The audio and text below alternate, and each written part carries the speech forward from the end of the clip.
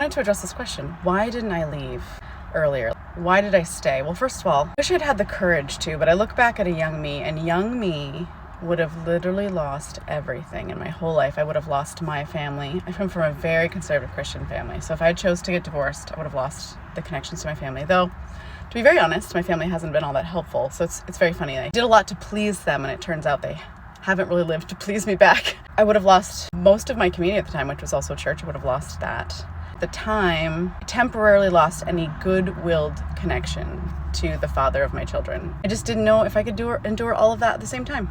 The irony is, I think when our kids were little, had we gotten divorced, I think actually so much of our kids' lives would have been better. They would have spent more time with their dad.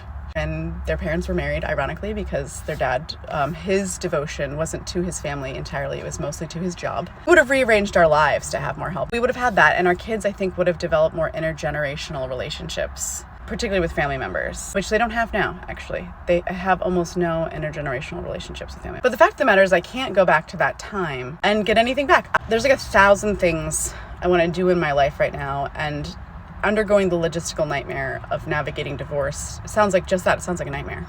And the truth about our circumstances is that, like, we had this patriarchal factor going against us. We had like terrible advice and relationship advice from church going against us.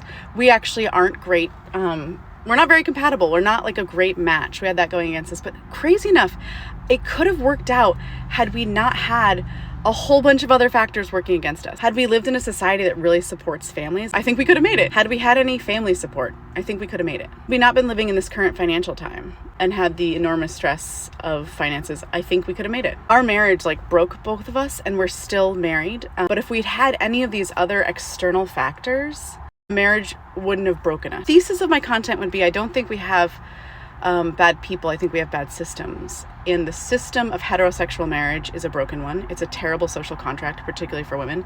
But the systems that surround all forms of marriage and all forms of family are utterly and is inescapably broken. And I don't know how it'll take an enormously strong person, well-resourced person to survive it. I don't think marriages are going to survive it. You're asking too many things. It's not a strong enough union to hold everything up that you have to hold up. Two people. It's not a strong enough grouping. You need more people to really thrive. And our marriage didn't have that. And so we broke. But being single at the moment, I've got 1,000 other things I'd like to do. Being single wouldn't help me necessarily. Certainly wouldn't necessarily make me happier. Something else I just wanted to say too is that in relation to your other comment, if you click back and read through this comment, my partner, for anyone that watches our content that knows us in real life and knows Josh, like, he is literally, people often tell me he's one of the best people they've ever known. And he works in a very female-dominated environment. I think like 6 or 7 years ago, we were at a Christmas party with his coworkers, and an older African-American woman in her 50s or 60s, and one of his other coworkers who happens to be a lesbian, both were like, just so you know, we talk about how great that guy is. It's so rare to meet a guy like him that is as great as he is. And all that, because that's how poor the institution of marriage is. You can choose someone really extraordinary, and it can still go very wrong, because the strength or goodness of the two people in the relationship aren't enough to sustain a family. You need stronger interwoven social fabric to sustain human beings. We're like the most fragile species of all times. We really need a ton of things to survive.